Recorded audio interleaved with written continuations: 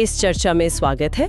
आज हम एक बहुत ही दिलचस्प सवाल पर बात करने वाले हैं, जो शायद हम सब ने कभी न कभी सोचा ही होगा कि आखिर ऐसा क्यों होता है कि कुछ लोग, चाहे वो जिंदगी हो या बिजनेस, मतलब लगातार जीतते हुए दिखते हैं, और वही दूसरी तरफ बहुत से लोग हैं जो टैलेंटेड भी हैं, मेहनत भी करते हैं, पर कहीं ना कहीं स्ट्रगल करते रह जाते हैं। क्या ये बस लक है या सिर्फ रिसोर्सेज का खेल है?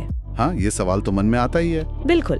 हमारे सामने एक सोर्स है, mindset secrets for winning 3 strategies, और ये सोर्स एक, आप कह सकते हैं, बड़ा दावा करता है। ये कहता है कि असली फर्क जो है ना, वो अक्सर हमारी काबिलियत या हमारे हालात में नहीं होता। अच्छा, तो फिर कहाँ होता है? हमारी मानसिकता में, हमारे सोचने के तरीके में। माइंडसेट में। दिलचस्प। हाँ, तो आज हम इसी सोर्स में बताई गई 3 खास माइंडसेट स्ट्रैटेजीज को थोड़ा गहराई से समझने की कोशिश करेंगे। मकसद सिर्फ ये जानना नहीं कि ये है क्या, बल्कि ये भी कि ये काम क्यों करती हैं और क्या हम इन्हें अपनी रोज की जिंदगी में इस्तेमाल कर सकते हैं। मतलब प्रैक्टिकल तरीके से। हाँ बिल्कुल। क्या ये वाकई जीत की चाबियां हैं? चलिए पता लगाते हैं। ठीक है। तो सोर्स जो है वो मेनली 3 सीक्रेट्स या कह लें रणनीतियों पर फोकस करता है। पहला है फिक्स्ड बनाम ग्रोथ माइंडसेट, मतलब हम अपनी काबिलियत के बारे में क्या सोचते हैं। दूसरा है विजुअलाइजेशन, यानी मानसिक चित्रण की ताकत, जिसे सोर्स एक साइंटिफिक टूल की तरह देखता है। और तीसरा, जो शायद सबसे मुश्किल भी है, वो है स्ट्रगल को, मुश्किलों को अपनाना। हम इन तीनों पर एक एक करके बात करेंगे और देखेंगे कि सोर्स क्या एक्शन लेने को कहता है। बढ़िया, शुरू करते हैं। तो शुरुआत करते हैं पहले और शायद सबसे बेसिक आइडिया से, फिक्स्ड माइंडसेट बनाम ग्रोथ माइंडसेट। सोर्स इस पर इतना जोर क्यों देता है? ऐसा क्या खास है इसमें? देखिए, सॉस के हिसाब से ये फर्क बहुत ही बुनियादी है। मतलब यहीं से सब कुछ शुरू होता है।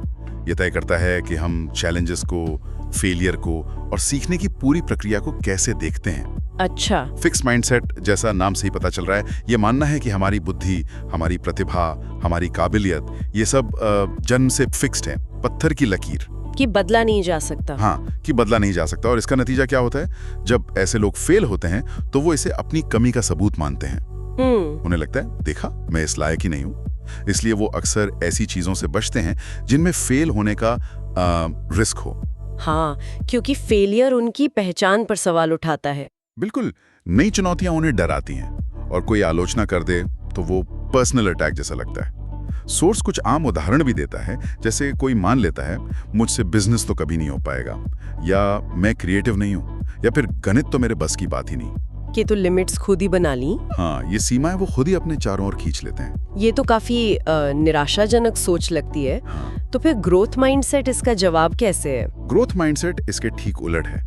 ये इस विश्वास पर टिका है कि हमारी क्षमताएं, हमारी काबिलियतें वो फिक्स नहीं है। उन्हें बढ़ाया जा सकता है। हाँ, उन्हें डेवलप किया जा सकता है, मेहनत से, सही स्ट्रैटेजी से, दूसरों से सीखकर, और सबसे जरूरी, तजुर्बे से। इस माइंडसेट वाले लोगों के लिए असफलता कोई अंत नहीं है, वो तो सीखने की प्रक्रिया का एक जरूरी हिस्सा है। फीडबैक की तरह। बिल्कुल। एक तरह का डेटा पॉइंट है, फीडबैक है कि क्या काम नहीं कर रहा और आगे क्या अलग ट्राई करना है। उनके लिए चुनौतियां डरावनी नहीं होती, बल्कि एक्साइटिंग होती हैं। ये अपनी लिमिट्स को टेस्ट करने और बढ़ाने का मौका है। आलोचना भी उनके लिए सीखने का एक और जरिया है। वो ये नहीं सोचते, मैं गणित में कमजोर हूँ, बल्कि सोचते हैं, मुझे गणित अभी ठीक से नहीं आता, लेकिन अगर मैं प्रैक्टिस करूं और मदद लूं तो मैं सीख सकता हूं। अच्छा। ये मानसिकता जो है ना, वो संभावनाओं के दरवाजे खोल देती है। आपने कहा अभी नहीं आता। सोर्स इस छोटे से शब्द अभी यानी नॉट येट पर बहुत जोर देता है। ये इतना पावरफुल क्यों है? हाँ, सोर्स इसे एक मैजिक वर्ड की तरह बताता है। इसकी ताकत इसकी साइकोलॉजी में है। जब हम कहते हैं मैं ये नहीं कर सकता, तो ये एक फुल स्टॉप जैसा है। ये दिमाग को सिग्नल देता है, कोशिश बेकार है, रास्ता बंद है। लेकिन जब हम कहते हैं मैं ये अभी नहीं कर सकता, तो ये वाक्य अधूरा है। ये मानता है कि आप फिलहाल लक्ष्य तक नहीं पहुंचे हैं, पर इसमें एक उम्मीद है, एक इशारा है कि भविष्य में पहुंचना मुमकिन है। ये उम्मीद बनाए रखता है। हाँ, ये उम्मीद और संभावना को जिंदा रखता है। ये छोटा सा बदलाव हमारी पूरी इंटरनल बातचीत को बदल सकता है। ये हार की फीलिंग को लर्निंग प्रोसेस में बदल देता है। और सोर्स कहता है कि इसे अपनाने का सबसे सीधा तरीका है अपनी भाषा पर ध्यान देना और उसे बदलना। तो प्रैक्टिकली इसे कैसे करें? क्या सिर्फ सोच बदलने से हो जाएगा या कुछ और भी करना होगा? सोचने के साथ साथ बोलने के तरीके को भी बदलना होगा। सोर्स एक बहुत ही ठोस एक्शन स्टेप सुझाता है। अपनी सेल्फ टॉक, मतलब जो हम खुद से बात करते हैं, और दूसरों के साथ बातचीत में अपनी भाषा को लेकर अलर्ट रहें। अच्छा। जब भी आप खुद को या किसी और को फिक्स्ड माइंडसेट वाली भाषा इस्तेमाल करते हुए पाएं, जैसे मैं इसमें अच्छा नहीं हूं, या ये बहुत मुश्किल है, मुझसे नहीं होगा, या फिर मैंने फिर गलती कर दी, मैं बेवकूफ हूं, तो रुकें और उसे बदलें। हाँ, उसे ग्रोथ माइंडसेट वाली भाषा में बदलें। उदाहरण के लिए, मैं इसमें अच्छा नहीं हूं को बदलें, मुझे इसे सीखने के लिए और प्रैक्टिस करने की जरूरत है। ओके। ये बहुत मुश्किल है को बदलें, इसमें टाइम और मेहनत लगेगी, मुझे एक प्लान बनाना होगा।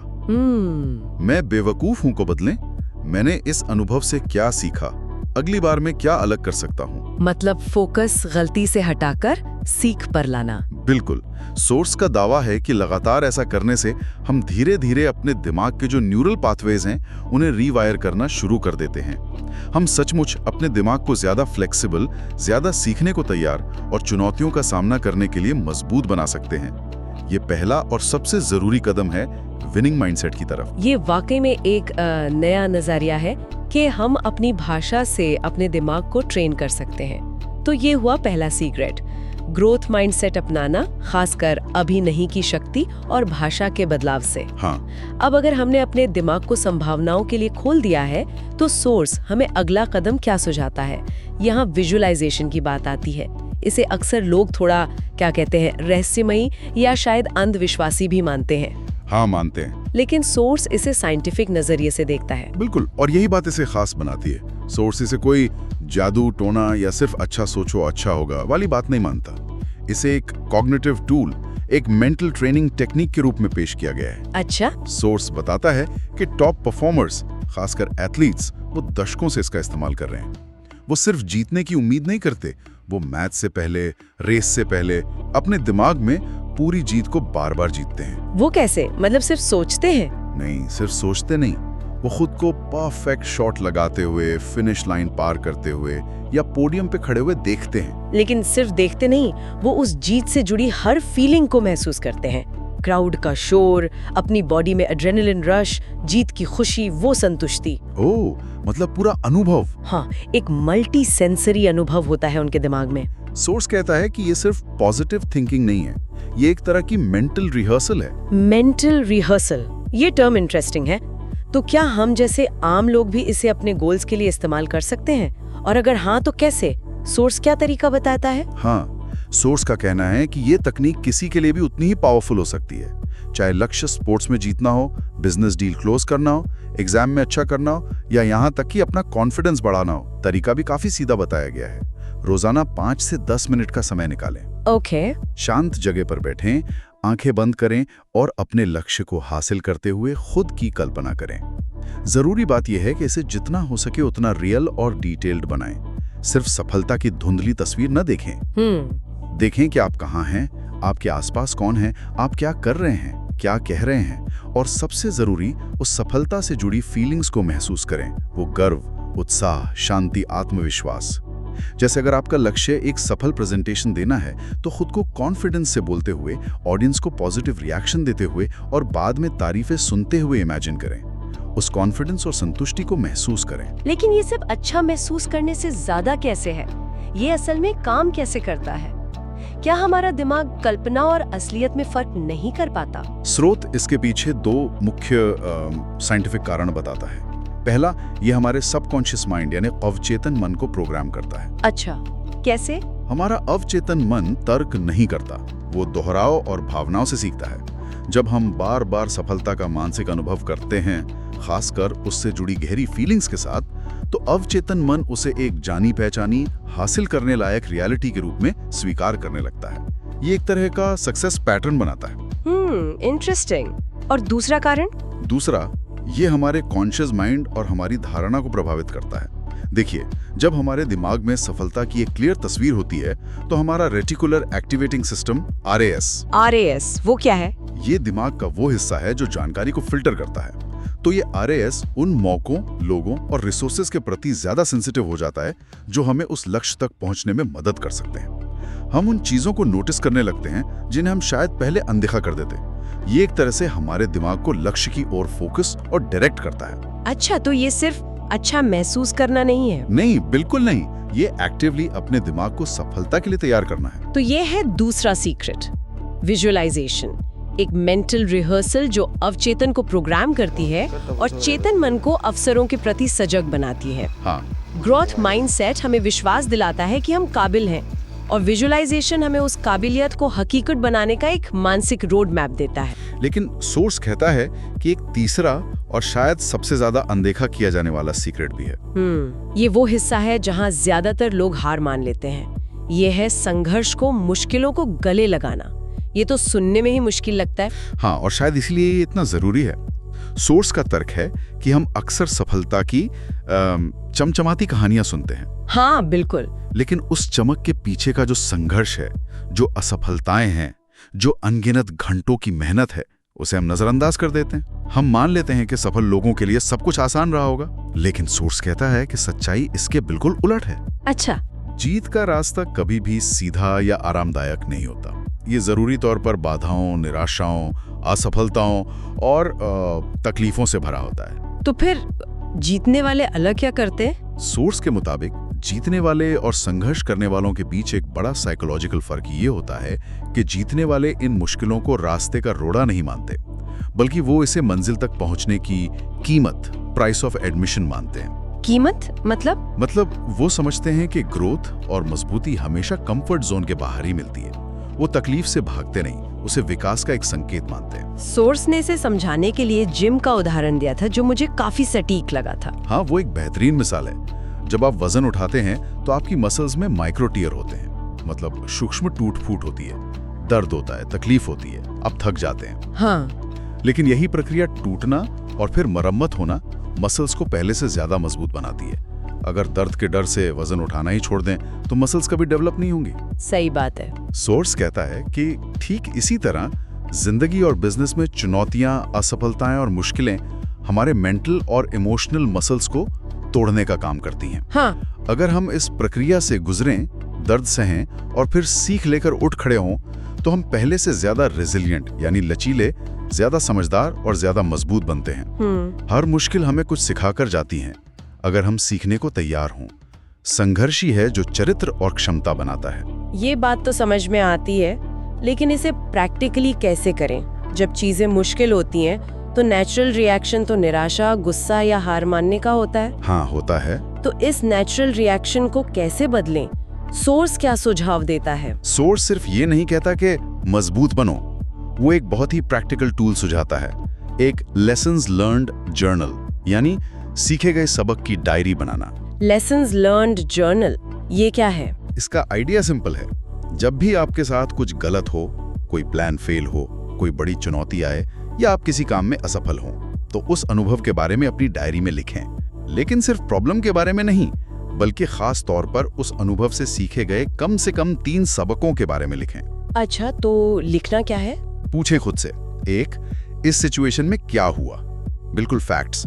2, क्या सही नहीं हुआ, कहां चूक हुई। 3, मैंने इस अनुभव से क्या सीखा, कम से कम 3 बातें। 4, अगली बार इसी तरह की सिचुएशन में मैं क्या अलग कर सकता हूं। तो ये डायरी एक तरह से फेलियर को एनालाइज करने और सीखने के मौके में बदलने का तरीका है। बिल्कुल। सोर्स का कहना है कि ये आदत धीरे धीरे हमारे दिमाग को रीट्रेन करती है। ये हमारा ध्यान असफलता के दर्द, शर्मिंदगी या निराशा से हटाकर उससे मिलने वाली सीख और ग्रोथ पर फोकस करती है। जब हम लगातार ऐसा करते हैं तो हम असफलताओं से डरना कम कर देते हैं, क्योंकि हम उन्हें अपने विकास के लिए फ्यूल की तरह देखना शुरू कर देते हैं। हम समझते हैं कि हर ठोकर हमें आगे बढ़ने के लिए कुछ सिखा रही है। ये मानसिकता संघर्ष को दुश्मन नहीं, बल्कि कठोर टीचर मानती है जो हमें मजबूत बनाता है। तो ये है सोर्स से जीत के लिए 3 मुख्य माइंडसेट सीक्रेट्स। पहला, ग्रोथ माइंडसेट अपनाना, ये विश्वास कि हम सीख सकते हैं और बेहतर बन सकते हैं, खासकर अभी नहीं की शक्ति और अपनी भाषा बदलकर। हाँ। दूसरा, विजुअलाइजेशन का अभ्यास करना, सफलता का मेंटल रिहर्सल करके अपने अवचेतन को प्रोग्राम करना और अवसरों के प्रति सजग होना। बिल्कुल। और तीसरा, संघर्ष को गले लगाना, मुश्किलों को कीमत समझकर स्वीकार करना और हर असफलता से सीखने के लिए लेसन्स लर्न्ड जर्नल का उपयोग करना। हाँ। और सोर्स लगातार इस बात पर जोर देता है कि ये सिर्फ पढ़ने या सुनने के लिए दिलचस्प विचार नहीं है। इनका असली फायदा इन्हें अपनाने में है, एक्शन लेने में है। यहाँ पर जो सबसे महत्वपूर्ण बात निकल कर आती है वो ये है कि ज्ञान को व्यवहार में बदलना होगा। सोर्स का सुझाव साफ है, इंतजार ना करें, आज से ही किसी एक स्ट्रैटेजी को, चाहे कितने ही छोटे लेवल पर क्यों ना हो, लागू करना शुरू करें। शायद आज आप अपनी भाषा पर ध्यान दे सकते हैं, या सोने से पहले 5 मिनट विजुलाइज कर सकते हैं, या पिछली किसी चुनौती से मिले सबक लिख सकते हैं। निश्चित रूप से ये रणनीतियां सिर्फ मोटिवेशनल बातें नहीं हैं, बल्कि ये ठोस मेंटल टूल्स हैं। सोर्स इन्हें उन लोगों के लिए एक रोड मैप की तरह पेश करता है जो वाकई में अपने लक्ष्यों को हासिल करने, बाधाओं को पार करने और एक स्थायी विनिंग माइंडसेट बनाने के लिए सीरियस हैं। हाँ, ये दिखाता है कि जीत की मानसिकता बनाई जा सकती है, ये सिर्फ कुछ खास लोगों के पास जन्म से नहीं होती। इन तीनों रणनीतियों, ग्रोथ माइंडसेट, विजुअलाइजेशन और संघर्ष को गले लगाना को समझने के बाद एक सवाल सोचने पर मजबूर करता है। इन विचारों को अपनी जिंदगी का हिस्सा बनाने के लिए आज या इसी हफ्ते उठाया जाने वाला वो सबसे छोटा, सबसे पहला कदम कौन सा हो सकता है? वो एक चीज क्या है जिसे करने से ये यात्रा शुरू हो सकती है? इस सवाल पर विचार करने के लिए छोड़ते हुए हम आज की ये गहरी बातचीत यहीं समाप्त करते हैं।